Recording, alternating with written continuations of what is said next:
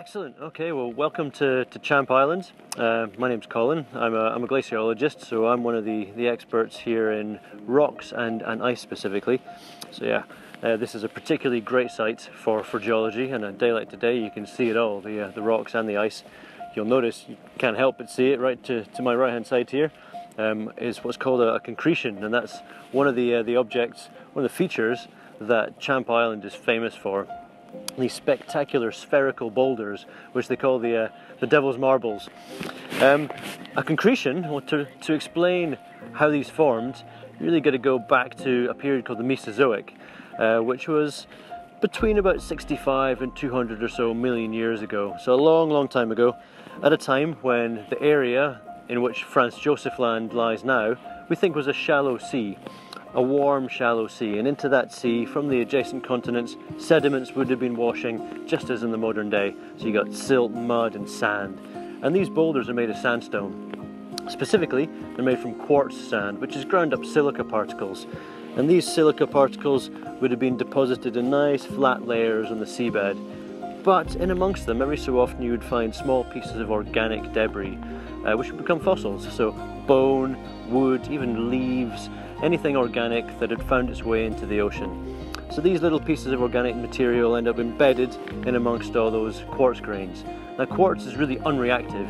It doesn't corrode very easily, it doesn't conduct electricity particularly well, it's more or less chemically inert compared to little pieces of organic material which are very reactive by comparison. So you can imagine as these sediments are building up and fluids are passing through them, any minerals dissolved within those fluids, within the water, will be attracted towards these very reactive organic fragments.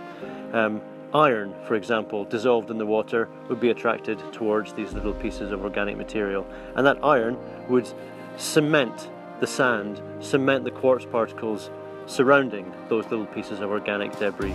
And that cementation creates these concretions. There's a few examples of small concretions in my hand here, so you can see they vary in size from anything as large as, to my right hand side, to little marbles. And you can see also these are kind of orange, stained orange, and that's the iron which has cemented the sand grains.